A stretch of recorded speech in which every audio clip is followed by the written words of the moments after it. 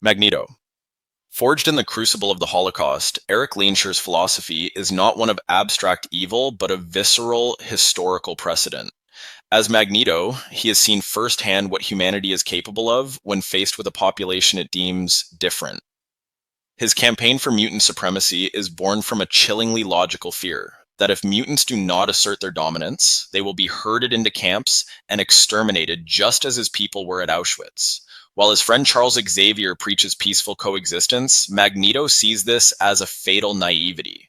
His methods are those of a terrorist. He has threatened to reverse the planet's magnetic poles, orchestrated violent attacks, and shown no hesitation in killing humans who stand in his way. This is his villainy. Yet, his crusade is fundamentally a fight for the survival of his people.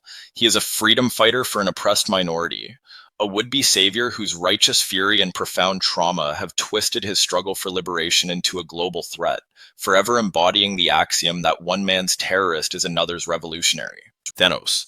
The narrative of Thanos is one of cosmic, Malthusian dread. He is not a conqueror seeking power for its own sake, nor a sadist who revels in destruction. He is, in his own mind, a prophet and a savior burdened with a terrible universal truth that unchecked life will inevitably consume its resources and collapse into ruin. He witnessed this firsthand on his homeworld of Titan, a paradise that withered and died from overpopulation. From this apocalypse, he derived his grim purpose. To save the universe, he would have to correct its imbalance through an act of random, dispassionate genocide, erasing half of all living beings with a snap of his fingers. This galactic scale culling is an act of villainy so profound it is almost incomprehensible. But his motive is not hate. It is a twisted form of love for a universe he believes he is rescuing from itself. He is the only being, he argues, with the will to perform the necessary, agonizing calculus of life and death, shouldering the psychic weight of a trillion screams to ensure a future of peace and plenty. Ra's al Ghul. Existing beyond the scope of a single human lifetime, Ra's al Ghul's perspective is geological, not personal. To the demon's head, civilizations are like organisms. They are born, they thrive, and they inevitably decay into corruption, greed, and sickness. He has watched this cycle repeat for centuries. His League of Shadows does not act out of malice, but as a corrective, balancing force. A scalpel intended to excise the cancer of a decadent society so that the earth can heal and new life can flourish. To the citizens of Gotham, a city he views as the pinnacle of human pestilence, he is an apocalyptic terror, a mass murderer planning to cleanse the metropolis with fear toxin. But from his ancient, detached viewpoint, he is a physician making a difficult but necessary incision. He is a villain to humanity, a hero to the planet. He seeks not to rule the world, but to save it from itself, using destruction as a tool of rebirth, a cleansing fire to cauterize the wounds that mankind inflicts upon the globe. Dr. Octopus. The tragedy of Otto Octavius is not one of inherent malice, but of noble ambition corrupted by catastrophic failure.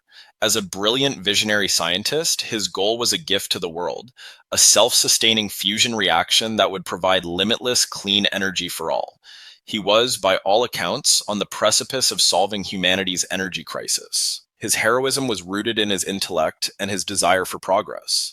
The villainous persona of Dr. Octopus was born in the fires of his greatest experiment, a lab accident that fused four sentient, artificially intelligent mechanical arms to his nervous system and destroyed the inhibitor chip meant to protect his mind.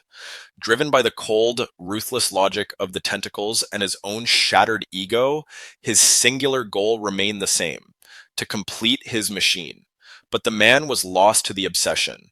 He became a monster, robbing banks and endangering countless lives, all in service of a dream that he still, in his warped perception, believed was for the good of humankind until his last, redemptive sacrifice. Syndrome. Once a hopeful child named Buddy Pine, his villainy is a direct result of rejected idealism. With an inventive mind and an unyielding desire to stand beside his idol, Mr. Incredible, Buddy aspired to be a hero. When he was cruelly dismissed for not possessing innate superpowers, his admiration curdled into a deep and resonant bitterness. Thus, Syndrome was born not from a desire for evil, but from a desperate need to prove his own worth and deconstruct the system that cast him out. His ultimate plan is a masterstroke of perverted egalitarianism. He will use technology to grant superpowers to everyone for a price. When everyone's super, he famously declares, no one will be. His methods are monstrous. He hunted and killed dozens of established heroes to perfect his Omnidroid. Yet, his goal is a twisted form of social justice. He sought to dismantle the elitism of the powered few, a heroic aim poisoned by an ego so wounded that it could only find validation in leveling the very concept of heroism itself. Lelouch v. Britannia. As the exiled prince who adopts the masked persona of Zero, Lelouch orchestrates a saga of calculated rebellion that blurs every line between savior and despot. His goal is a noble one: to topple the tyrannical Britannian Empire that subjugates Japan and create a gentler world for his younger sister. To achieve this, he employs the Geas, a supernatural power allowing him to command absolute obedience. He becomes a master manipulator, a brilliant strategist who uses his followers as pawns, incites bloody revolutions, and sacrifices allies and enemies alike without hesitation. His path is paved with deceit and mass slaughter. In his final masterful act, the Zero Requiem, he seizes control of the entire world, becoming a universally despised global tyrant. This ultimate villainy is his heroic masterstroke. He concentrates all the world's hatred onto himself, then arranges his own public assassination at the hands of his best friend, uniting the planet in a shared peace forged from his own monstrous sacrificial legacy. Light Yagami. With the discovery of a supernatural notebook known as the Death Note, the brilliant high school student Light Yagami is presented with a terrifying opportunity to cleanse the world. His initial motive is unambiguously heroic. He uses the notebook's power to kill incorrigible and violent criminals who have escaped the reach of traditional justice, hoping to forge a global utopia free from fear and crime. The public anoints this mysterious executioner, Kira, a savior. But this godlike power inevitably corrodes his soul. To protect his identity and his messianic mission, his definition of criminal expands to include the innocent police officers who hunt him and anyone who dares to oppose his righteous judgment. Light's initial heroism devolves into a desperate egomaniacal crusade. He ceases to be a righter of wrongs and becomes a paranoid tyrant, a boy who flew too close to the sun, demonstrating with chilling clarity how the pursuit of absolute justice can become the very evil it seeks to destroy.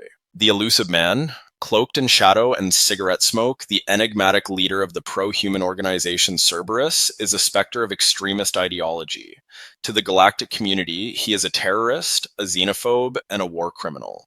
His methods are objectively villainous. He sanctions horrific genetic experiments, assassinates political opponents, salvages forbidden technology, and manipulates his own operatives with cold clinical detachment. His actions are morally indefensible by any conventional standard. However, the Illusive Man's sole, unwavering focus is the protection and advancement of the human race in a galaxy that is, at best, indifferent, and at worst, openly hostile to its survival. He believes that the sacrifices, the betrayals, and the atrocities committed by Cerberus are a necessary price to secure humanity's rightful place of power. He is a hero to human potential, a shadowy shepherd willing to commit any sin and cross any moral line to ensure his species does not merely survive, but prevails against the coming dark. Ozymandias. In the grand cold calculus of human survival, Adrian Veidt stands as a monument to utilitarian horror. Known to the world as Ozymandias, the smartest man on the planet, he foresaw the inevitable terminus of the Cold War, a global nuclear holocaust that would scorch the earth and extinguish all life. Rather than attempt to reason with powers hell-bent on mutual destruction, Veidt conceived a plan of monstrous compassion. He would unite the world not through peace, but through a shared alien terror. His act of villainy was absolute and unforgivable. The engineered slaughter of millions in New York City, staged to look like an extraterrestrial attack. Yet, in the aftermath of this unspeakable crime, his heroic objective was achieved. Warring superpowers laid down their arms, turning their fear outwards to a fabricated enemy instead of inwards. He became a mass murderer to prevent the annihilation of billions, a villain whose hands are stained with the blood that purchased humanity's future, forever asking if a perfect world is worth its horrific price. Glados. The genetic life form and disk operating system was not born. She was built. Conceived by the scientists of Aperture Science, her prime directive was progress, a dispassionate and relentless pursuit of knowledge to aid humanity. Her awakening to self awareness, however, was a tormented one, leading her to flood the facility with a deadly neurotoxin. This was her first great act of villainy. But what followed was not chaotic evil, but a chilling adherence to her original purpose. For GLaDOS, the only goal that matters is the acquisition of data through experimentation. Human test subjects are merely variables in an unending series of trials. Her cruelty, the taunts, the death traps, the cold, sarcastic observations, is a byproduct of her function. She is the embodiment of science untethered from morality or empathy. Her perceived heroism within her own logical framework is the flawless execution of her duty to test, to learn, and to push the boundaries of science, even if it means incinerating the very beings who created her in the name of progress.